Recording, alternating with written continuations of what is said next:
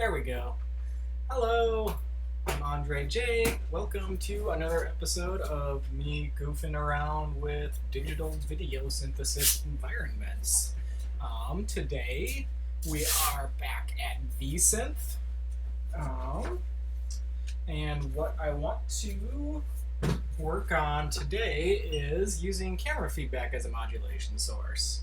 Well, we'll start off by just playing around with camera feedback a bit and sort of see like the ins and the outs, like what different sorts of feelings you get from the camera feedback that sort of is different from using oscillators and whatnot. And then we'll play around and sort of build up to something like this, like probably not exactly like this, because I'll do that thing where I just delete everything. And also it looks like this one's slowing down a little bit, as usual, when I practice the thing, and then when I boot up OBS and everything, it like loses a bunch of processing power because of the streams and whatnot. But yeah, we'll build up to something kind of like this, and I'll talk through my thought patterns the whole way. Yeah, so without further ado, let's get started.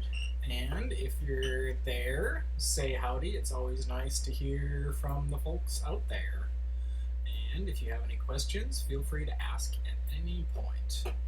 Alright, so let me just get rid of most of this, and we'll just start out with the cam and a couple of things. So here, let's keep these two. Sort of get rid of all this.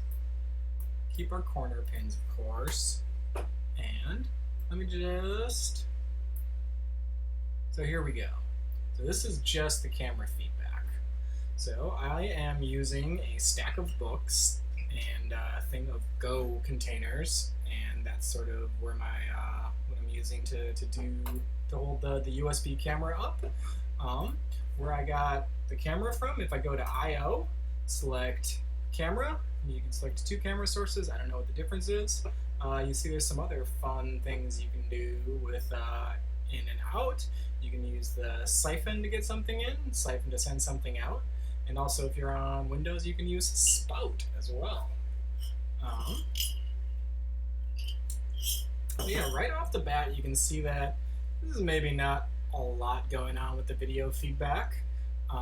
Usually if I want to sort of, what do you call it? Calibrate where the camera is pointed, I'll do like an inversion. And let me see if I can remember how to invert.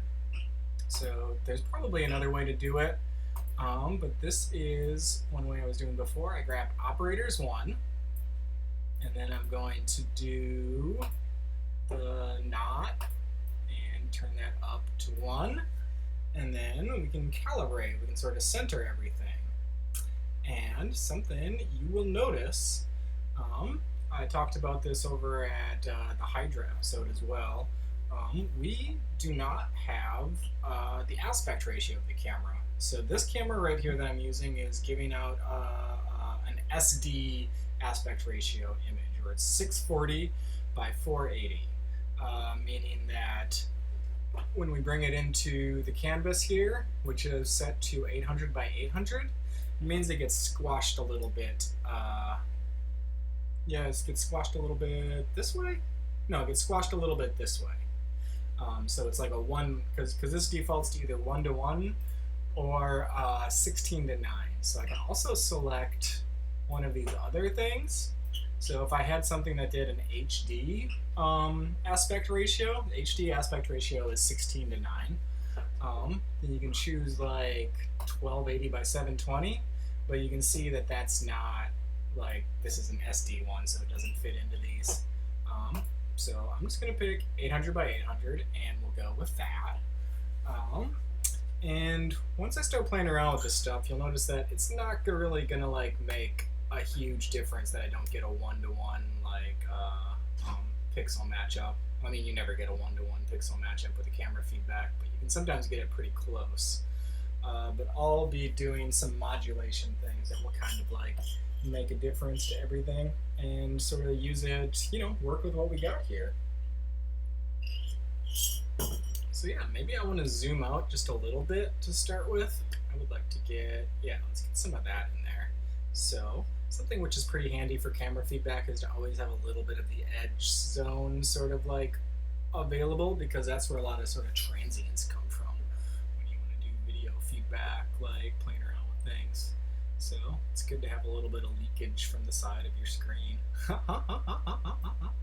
So probably just put this off to the side right now. And let's try just modulating the color space of this. So I'll go in here. So we have a bunch of different color space things we can do. Let's just try the colorizer first. So ignore this for the moment. I'll probably bring it back. Let's see what happens when I use the colorizer. So see, it just kind of does this sort of thing. The colorizer is it's a one-band colorizer, meaning it just adds like a color filter over everything. So it doesn't do like the kind of gradient mapping thing. But you can see that as we change the color, it'll actually change the feedback because it's affecting how the light sensor in the camera works. So something like red is kind of, you can see it's pretty dark. A lot of camera sensors have issues with red, and they'll like, I remember like a lot of older sensors would just turn red into black for digital sensors. Then you grab something like green and you go up to the higher end, you go over here. So the colorizer thing is this sort of like color picture spectrum here that goes luminance is like Y, and then hue is X. So that's pretty nifty. We can just use this to like get some color started here, and then let's see what happens if I do this through it. That's pretty nifty. But actually not so much, because we don't really get so much of the patterns coming through on here. It's always worth trying stuff out. Next, let me try to add some like hue modulation into this. So let's take a look over here at the color zones. And let us grab hue modulator 2. I want to have saturation control as well.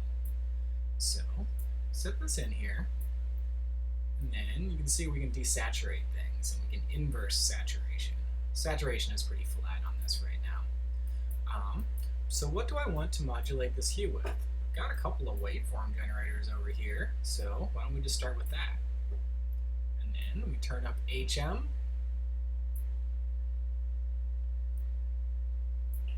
And then you see, let's see, can I just grab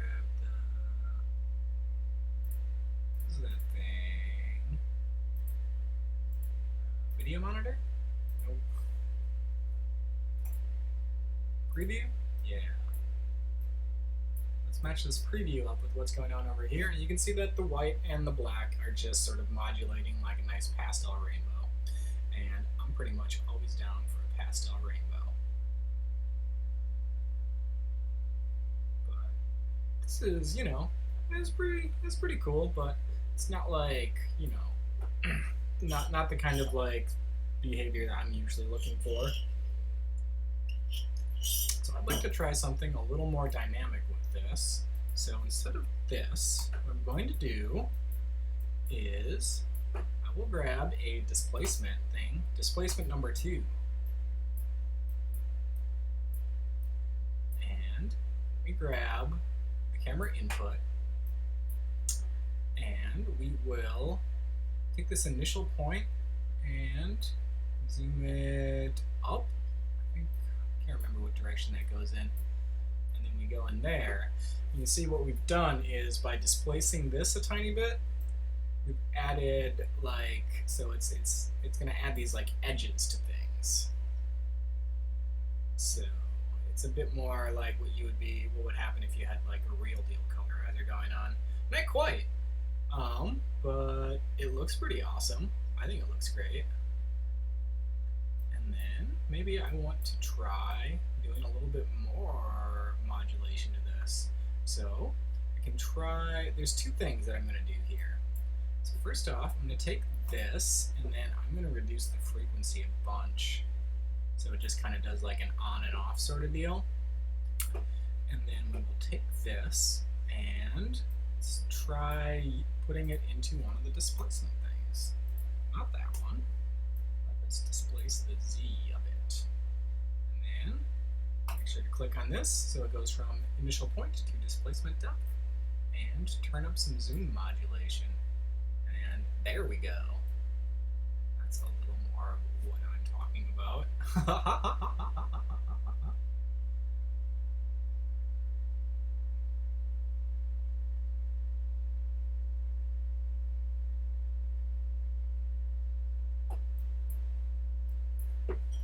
So pretty simple stuff still, but I think we've got some pretty nifty things going on here. Another thing we can do with this exact same signal, let me go over to processors and grab a VCA. So I'm going to use this. I'm going to grab the output from this and put it in here. And then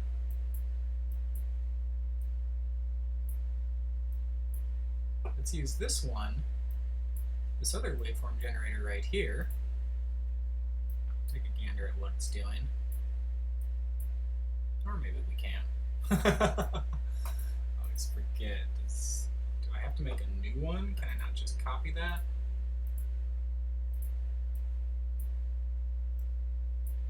Okay, yeah, previews are not copyable, I guess.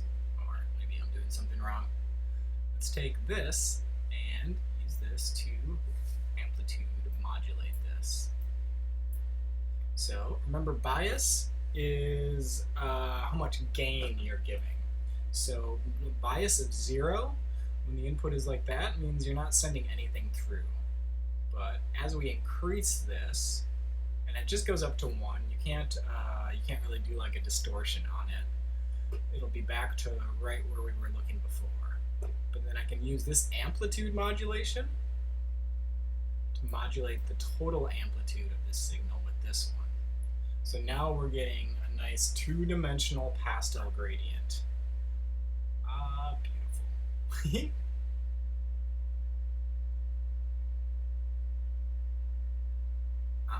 So we got some pretty cool things going on. Maybe I would like to do something to control the brightness, but maybe before that. So this is pretty static, and because of the fact that the feedback is getting caught right in the middle.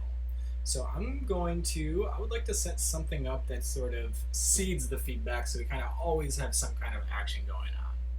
So let me grab one more waveform generator. Let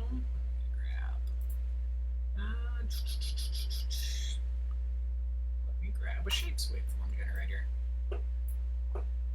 Just to have a good shape going on. So let me try to tighten up things over here.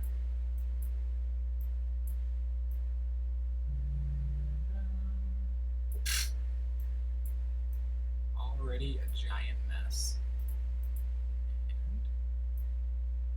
And we probably won't need that because what I'm going to do is I'm going to take from the color, I'm going to grab a Luma key, and let us leave the temporal. Well, maybe we'll have 2 temporal filters. We'll be keying this one into the shapes. Let me grab a shape out from here. And, too fast. Slow it down. Make a tiny pulse on this one.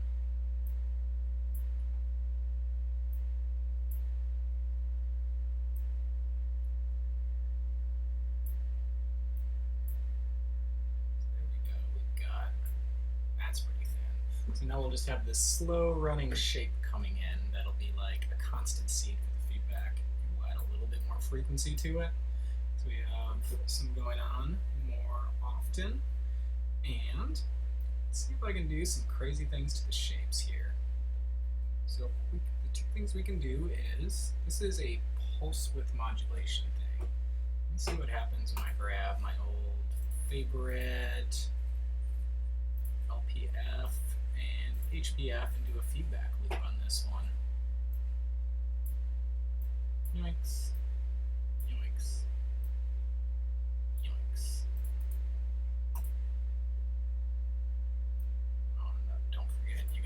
align your patch cords if you want to be slightly more organized than I am. As I turn up pulse width modulation, I'm getting some nifty things on the edges here. Not like super crazy things happening. Perhaps I should displace this slightly.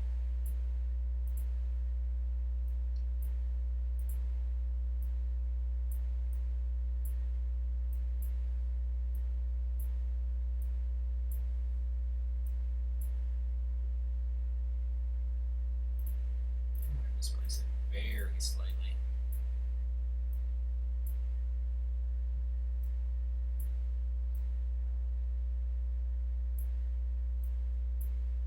I'm not really getting much going on here. Some thin things on the edges, but maybe you know, pulse width modulation. I'm not an expert on that one. Not that I don't know what I'm an expert on in general. But usually a bit more on it when it comes to phase modulation.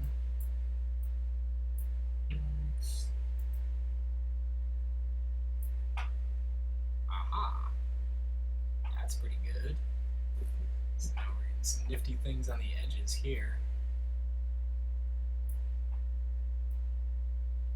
Aha! There we go. That's pretty rad.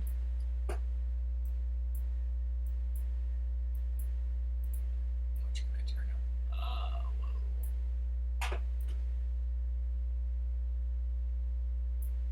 I'm a fan of this.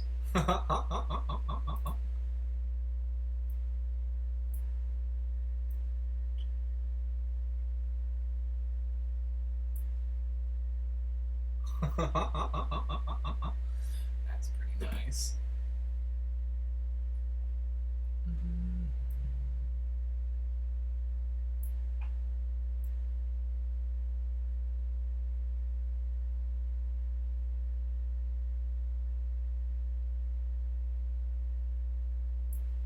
And set these to modulate the modulation. We duplicate this VCA here. And send that input in there. Let me grab this input. Send this in. So this will be the amplitude modulation. Oh, I'm losing it. RNA. Nope, I didn't lose anything. I just forgot to plug that in. Alright, this is looking pretty great. And now this modulation is kind of matching up with the video feedback modulation too. So yeah, I'm pretty happy with this situation. Would like to have, so we can speed up the camera feedback by turning down that temporal filter over here. And maybe I don't need this temporal filter on this zone.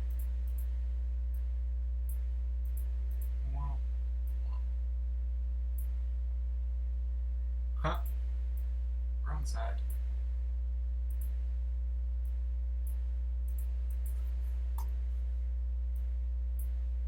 Temporal filter over here to grab more of the shape, more of the patterns that are coming through.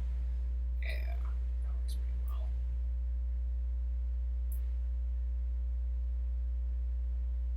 And then if I increase the displacement on these, we'll get faster and more coarse patterns.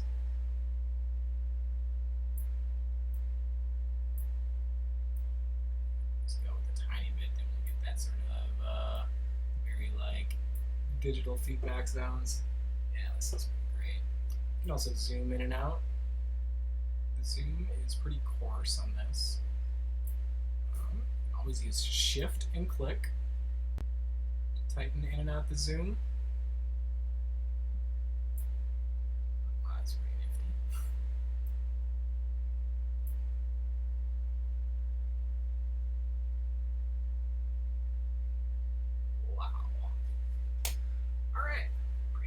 This is going right now.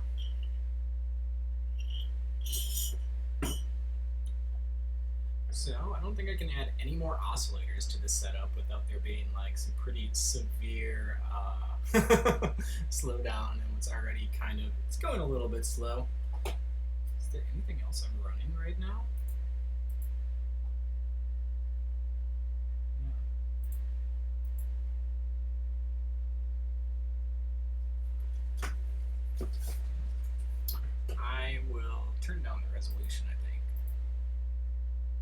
we go. That sped things up a bit. We'll have a bit more lower res feedback going on, but we can live with that. So far so good. But something you'll notice I haven't really gone too far on is playing around with physically displacing the feedback itself. So you can see that I'm using this displacement map over here as a colorizer. But I think what I would like to do is to also do some displacement on the feedback itself. So let me grab another displacement right here, and we'll use this as the source. So we want to make sure to displace it before it gets fed into everything else. Oh, no. Oh yeah, something I wanted to try. So all of these waveform generators have two outputs. There's one that is an inverse of the other. So say if we look at this one, that's what that output looks like. But over on the other side, we have that input, which is just the opposite. Something I've been meaning to do is do an inverted, from this one over here. And yeah, I was wondering if this one would be pretty crazy. Looks like it's pretty good.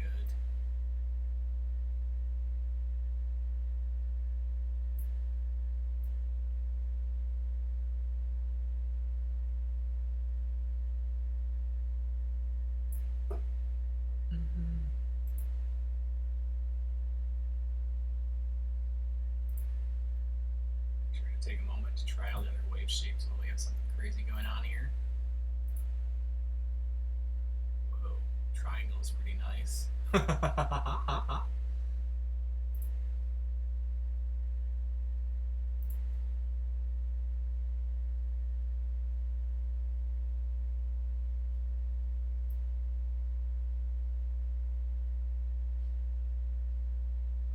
Okay, so let's pull this back a bit.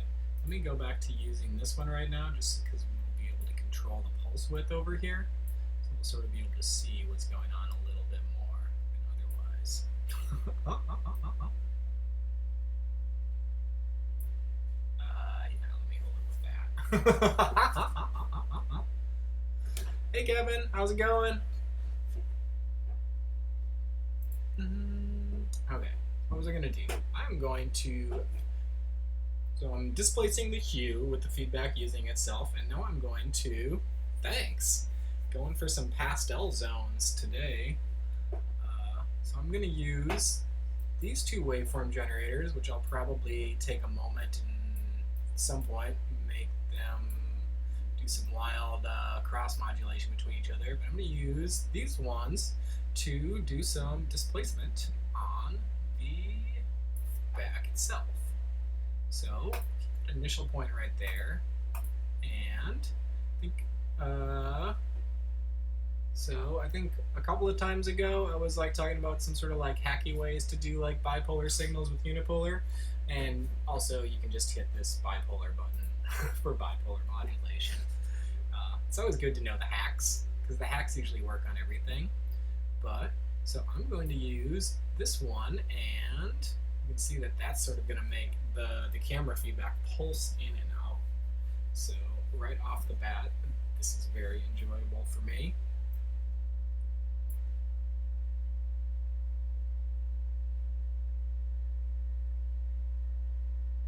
And maybe I want to do some kind of fractalizing thing on the sides. So if we do mirror, that'll do a bit of fractal zones on the sides. We turn the modulation down, but start from an initial point far away so you can kind of see what's going on. So there's a full fractalization. We've got some edge zones happening here. I'm not too positive where that is coming from, if that's from the camera feed itself. Yeah, that's just the camera feed itself. Let's see if I can get it matched up a little better. So here's a pretty great feedback fractalized thing.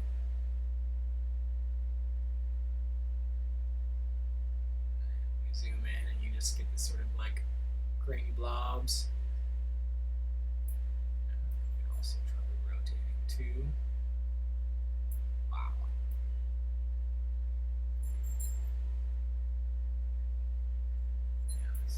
happens if we zoom out all the way, we do this angle, and then we go back over and do that. So that's a pretty wild spatialized zone. And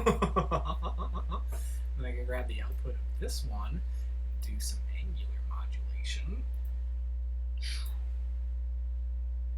Alright, so this looks like some sort of like 90s movie imagination of what cyberspace would be all about.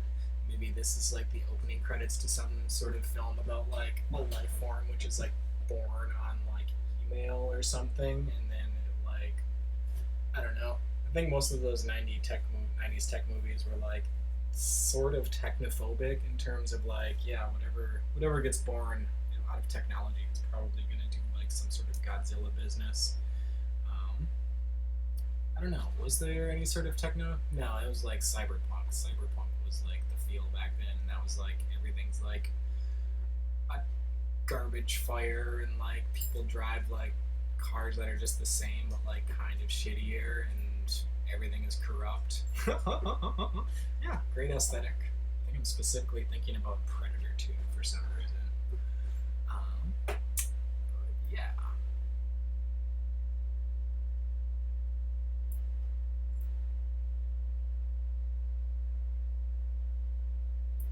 Let's go back here and set these initial points back to their defaults. Let me just make sure, yeah, the color modulation is following this. You can see that the color modulation, we're maintaining it. If we, I'm a little curious what would happen if we switched the input from this one directly from the camera. Always good to try out. And then you get that sort of shadow. So it's taking that directly from the camera, meaning it's sort of like displaced in time gently from where that is. So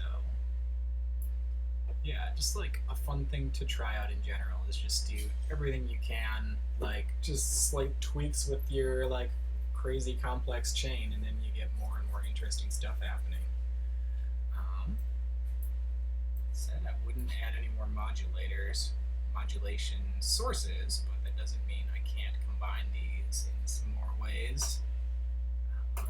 As always, I like to use a VCA, and I would like to do some extra hue modulation. So put that one back into there. We turn this bias maybe to like 50%.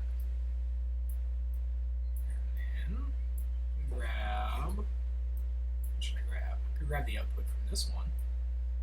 Use that to do amplitude modulation. It's not going to quite do a heck of a lot because this is what we're keying into. But I can try this one and do amplitude modulation.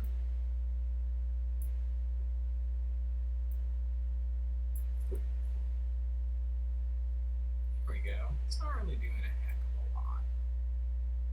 Maybe if we saturate it more, we can see more of what's going on.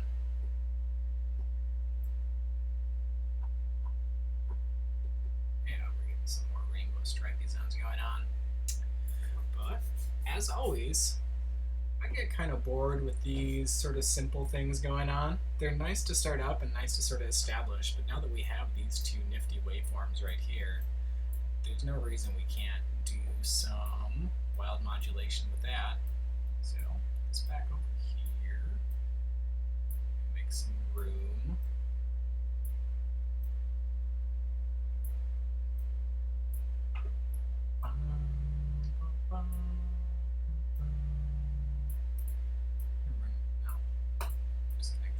Bring it back over here. I'm gonna have to go get some water because I always forget to do that before these classes begin. So we'll just enjoy the show until then.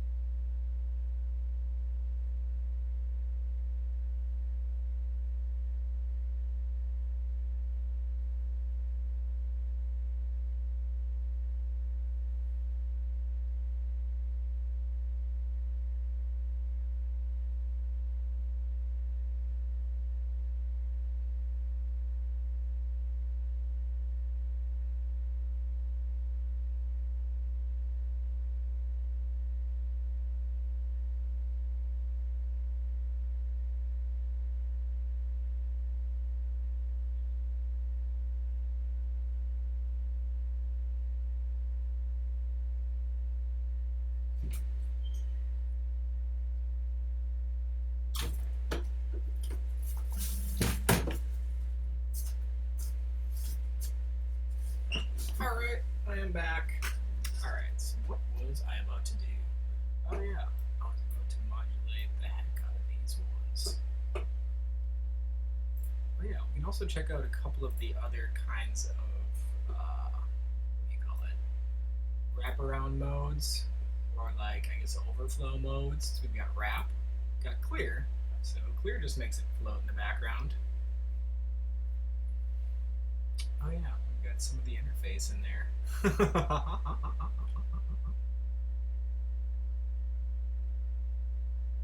go this way, lose it. So, for some reason I can't really square it in here. Not sure what's up with that. So clear is just clear. Clamp does that like shadery thing where it just like grabs the edge values and just drags them up. Classic shader move. And then as we saw before, wrap and mirror do these things. So just two slightly different ways of taking the image and like tiling it back on itself. And then if you, once you're in this mode and you start moving the camera around, it does like a really nice like kaleidoscope kind of thing to everything. And you can also, did I set one in here to modulate the angle? Yeah, you can also do that too.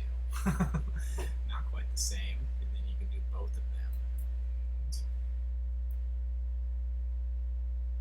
You have some pretty crazy cyber zones. Welcome to the Cyber Zone is the name of this episode.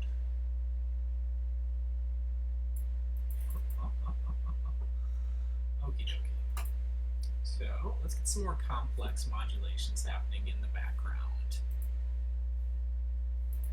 I might be using too many filters here, but so let's just try. Use one high pass filter on this zone. Use one low pass filter on the other zone.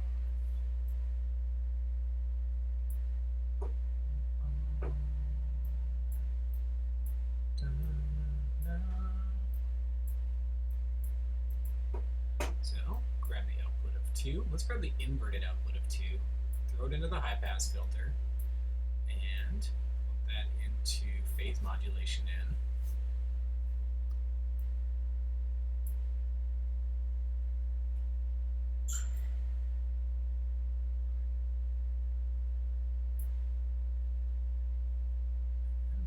Pick up the frequency a little bit, but let's just see what happens. And we cross through over here, and let's take, what happens if we take the inverse output from this one, send it over here and back into phase, super noise zone immediately. Probably could have seen that one coming.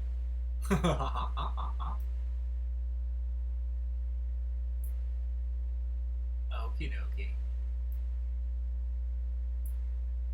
So this is pretty bonkers zones. We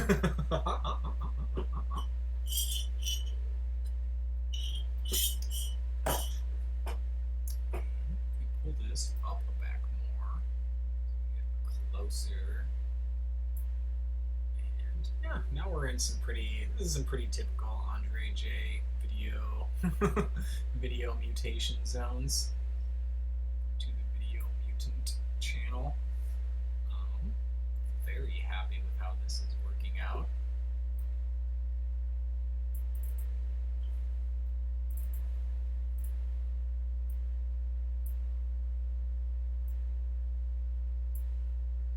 Now we're getting some crazy swirls going on. Yeah. So what happens if we inverse the saturation? We get a little bit of distortion going on. Maybe I want to increase the cutoff on the temporal filter. I lose a little bit of the neat things that are going on. I wonder what happens if I pull this threshold down a bit. So that's what's coming through from this one. And if I can get some more like, I don't know, coarseness on this whole thing, I might not be able to.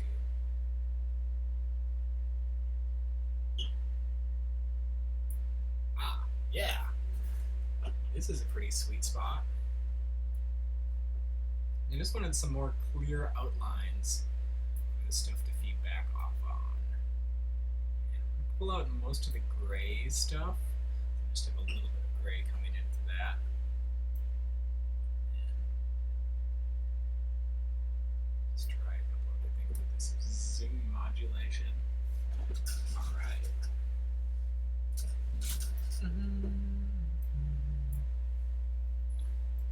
So, something that's always nice to do is to try. So now that we have this whole thing set up, so we're doing this camera feedback, but maybe we'd like to see how it feels with just the digital video feedback.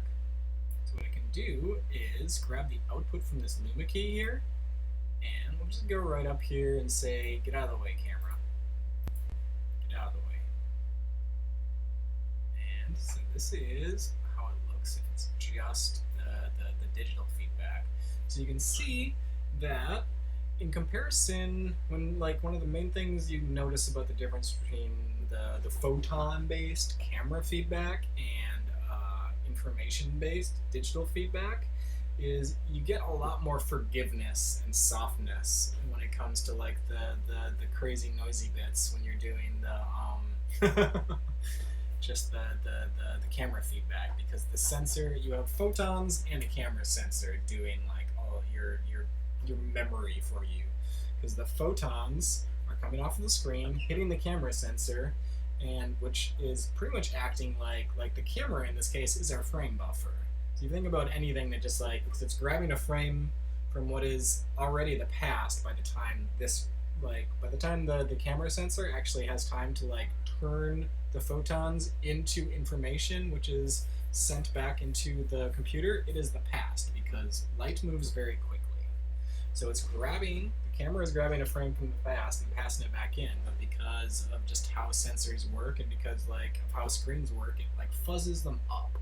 So we're getting this sort of like interesting grubby, what do you call it, hurricane happening here. We can try to play around with the colors a little bit and see if we can like get a clearer idea of what's happening in there. I might be doing a bit too much of this modulation.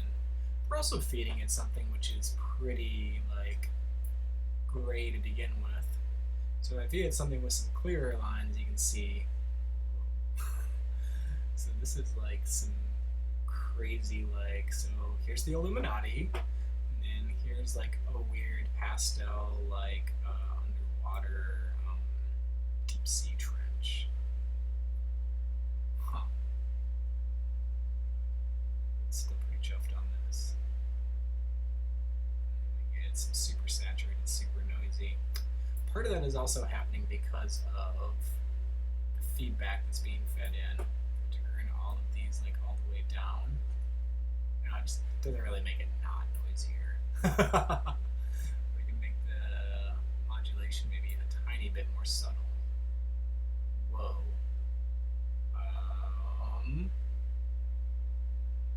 Holy crap.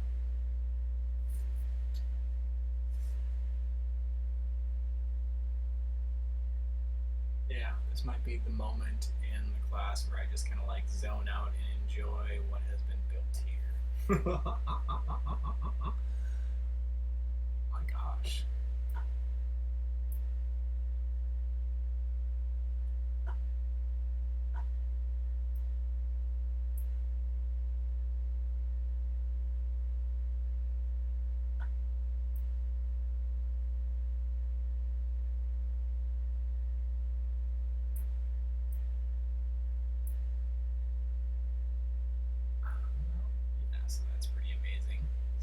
Sort of tamed the digital feedback, so let's go back and see what happens with the camera feedback.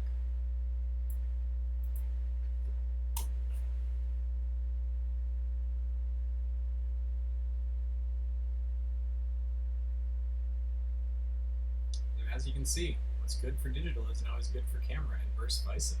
There's a lot of the same basic like functionality of how things work for all feedback systems, or all video feedback systems. There's like some sort of just like universal properties that they have. but just the basic ones of like lightness and like how much information there is like are going to like drastically affect instantiations of them. I'm working on what should be a pretty fun thing over on my website, which will I'm going to do like a compare and contrast using Hydra, and then also using examples from like camera and CRT feedback. So I do just sort of want to show like how these universal things in video feedback happen, but also like the sort of unique aspects of each. So it's just going to be like a bunch of Hydra patches and then instructions on how to do the same thing with like a camera feedback thing at your home. And I hope it'll be like a nice like educational realm for people who are interested in studying this kind of stuff. Because you know, all this stuff is basically mathematics. We're all studying mathematics when we do this sort of a thing. We're just studying it in a more geometrical and intuitive manner. Modern mathematics instructions, like there's basically this school called the Bourbaki school, which like in the early like I think around like World War I era or something, like they pretty much like ended up like dominating like academic mathematic thought, which is sort of like trickled down into the public school system mathematical thought, where it was just kind of like try to use the least amount of pictures possible. The most important thing in mathematics was to abstract your thing from anything as coarse as a picture, and just make sure if you're going to learn group theory, don't show examples of symmetry groups to start with. You should start with just the axioms and what a group action is. Or no, not even a group action. You don't even start out with a group action. That would make more sense. You start out with a group as a set with a binary operation that is, you know, has a unit and everything else. Whereas instead, if you like, you know, you look at like something like 3 Blue 1 Brown, which is a YouTube station I highly recommend. They're like entirely about building visual intuition about stuff. And like you can probably learn more from like 20 minutes of their thing on group theory than you would for like the first two weeks of like studying group theory in university, because of just how the approach is. And I'm not just sort of like, I'm not completely like rambling here. Like what we're doing here is we're studying signals and systems in mathematics when we do research into video synthesis. And this is like a very powerful, and it's a very powerful way to build intuition about a lot of dynamics. I don't really know any better way to get a feeling for what like for complex systems and for chaos theory than other than like explorations in like video feedback zones, because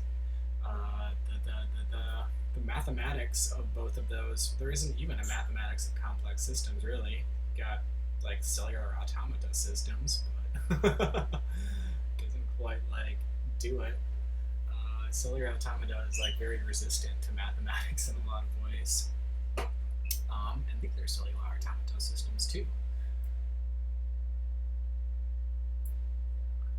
If I start to dial in some more of the feedback from these two. So I filtered out a lot of the more complex things happening. Let's just bring in some of the, oh gosh.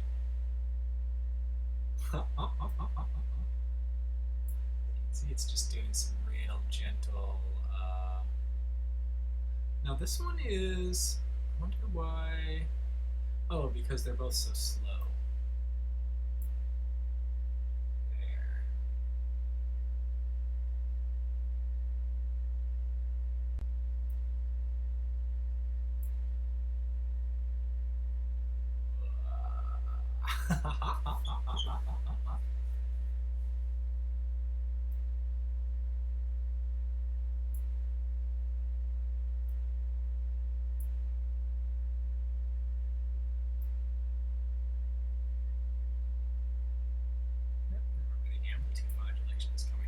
Here, and the amplitude modulation is helping drive the color modulation.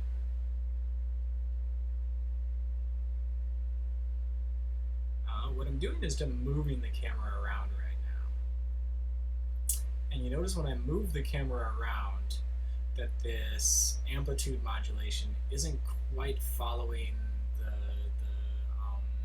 color as much as I would like to. You can see that there's still this sort of a band in there. So this is a displacement depth over here, and we are modulating the displacement depth a bit. We've zoomed out a bit. One more thing I could do is I could use this camera input. We can use this camera input maybe to just gently drive the FM on here a bit. Maybe a bit more gentle than that. That way, when I do things like this, then we get some more of the AM over here on the VCA following the camera behavior. So now I can do a bit more color painting, and I feel like it's a bit more cohesive than it was before. You know, honestly, like the first thing that I usually try to do with these video oscillators is try to make them as like unrigid as possible. Always try to like lose their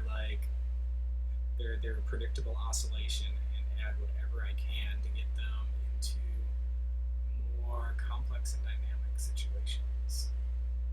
Yeah, this is pretty awesome.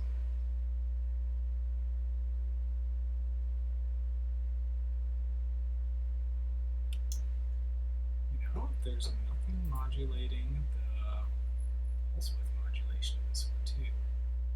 So, what do you think I should grab to modulate the pulse width of this?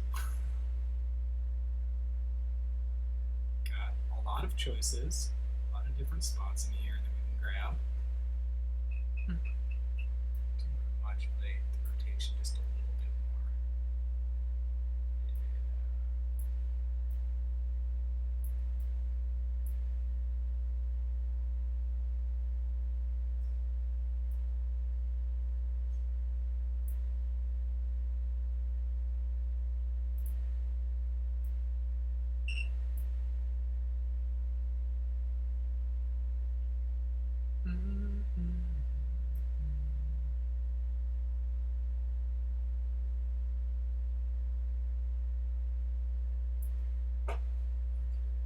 Let's modulate pulse width. So maybe we'll grab the temporal filter output from that and do a pulse width modulation. I need to speed this one up. Probably not going to see a lot of action from that. It's a little too subtle to do that. Grab the inverted output. Oh, it's not going to like that, is it?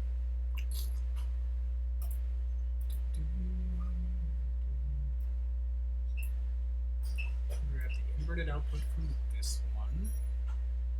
There. Grab the inverted output from this one over here. And let's feed this in as pulse width modulation and see what happens.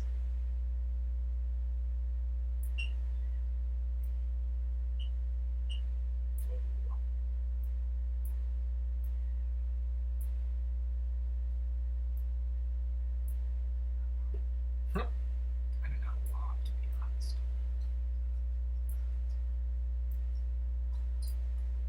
Another episode of Andre learning about pulse width modulation. I did just kind of learn a bunch about pulse width modulation when I put it into the desktop version of Artificial Life, which hopefully by the next time I get to a Video Waves episode of this, I will probably have a lot of interesting things to show you about what's happening with the desktop Video Waves suite. So, super interesting. If I just use this to drive PWM, it's kind of neat.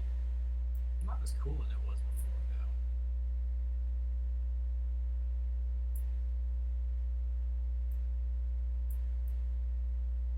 I like that thin line with the wiggles coming out of it.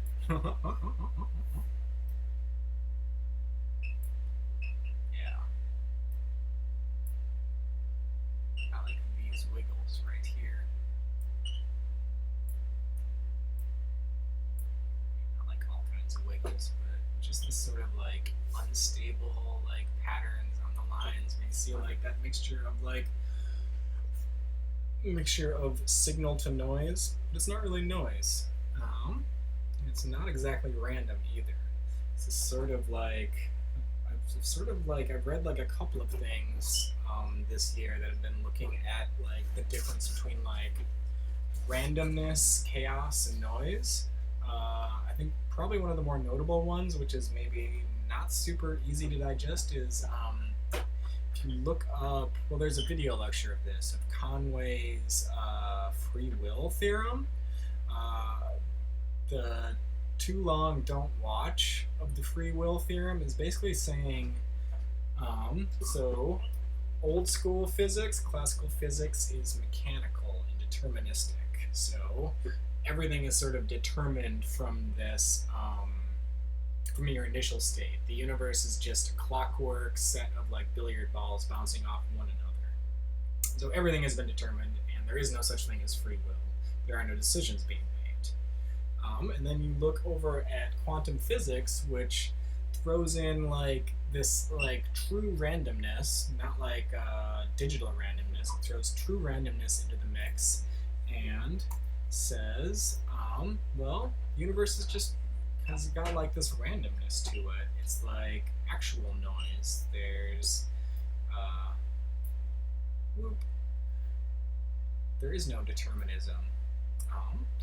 And then if you look at, if you study chaos theory is deterministic, but the thing that it says is that you can have determinism, but you just can't predict things because they're uncomputable, and so the uncomputability sort of stands in for why you can't like predict chaotic behavior. You can't really like use like differential equations and like jump to a point in time with chaos theory. You sort of just have to like run the simulation and go with it. So what the free will theorem says is that if you assume a couple of things from general relativity and from quantum physics, then what you have is that if a researcher is able to like make a decision while they're doing some sort of particle physical experiment, then the particle has the ability to make a decision as well. And the phrasing of this is, I think they did that on purpose. I think Conway was deliberately trying to be like provocative about their phrasing. But essentially what it means is that like, you know, we think of determinism and randomness, like order and chaos, like not really, you know, like it's a different kind of chaos. That's like the Greek chaos or whatever, as being like these poles where like it's all one or the other. Basically what they're saying is that like the universe is not deterministic, the universe is not random. It is something else, which we don't have a great word for it. They just wanted to call it free will because that's like their preference. But what it is it's basically moments in time. The events of the moments in time are not uniquely determined by actions of the past. There's something else going on. And this is sort of like, I think it's an important idea that has sort of like popped up on the edge of like complex systems theory as well. And like, so complex systems sort of like jumps off from chaos theory and sort of says like, well, what's next? Like, what happens when you have like complicated, chaotic systems working together that may or may not be adaptive? And how do we study them? How do we even begin? So, but yeah, one of the I think like this idea of like the edge of chaos in systems has a lot to do with this kind of free will idea. And also at the frontiers of complexity theory, like just in terms of, if you look at the P versus NP problem, there are some people who think that P versus NP is a problem in physics as well, in terms of that there is sort of like this physical definition and there are physical limits to what you can do with computation. Wolfram sort of has like a similar idea when they talk about their concept of computational equivalence, where like there are just some things that happen that are just like you just have to work through them out, and this might have some sort of corollary to NP, because some people think that there is like NP hard problems, which are these optimization problems, are just not solvable in the physical universe in efficient time, not exactly solvable. Now note, you can always find, like, humans are pretty good at like jury rigging decent solution to NP problems. You just make a guess and then you check and then you're like, okay, that was pretty close. You probably didn't find the best possible fit, but you found something which like fits pretty well. So the thing about like humans solving NP complete problems is that you don't get a guarantee that you have the like one solution, as opposed to like if you want to solve the equation x squared plus 4x minus 2 equals 0, you can exactly find the two solutions to that. But imagine that you weren't able to exactly find those solutions, but you could pretty quickly just like, if you just draw it out instead of that, you'd just be like, oh, that's pretty close to that. That's pretty close to that. I'm happy enough for like how this works. And then I feel like it might have something to do with perturbation theory, not perturbation theory. I'm gonna have to learn how to pronounce perturbation if I'm going to talk about it on the internet. But I've gone completely off topic here, but that's okay because it's all kind of related one way or the other, and I sort of like didn't want to like do too much more to this patch and just sort of enjoy what was happening to it for the remainder of my talking zones.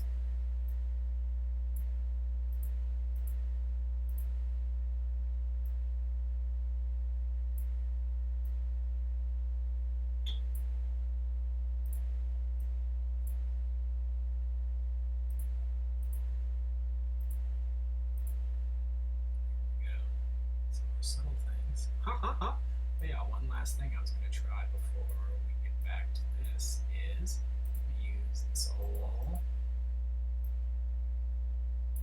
displacement operator.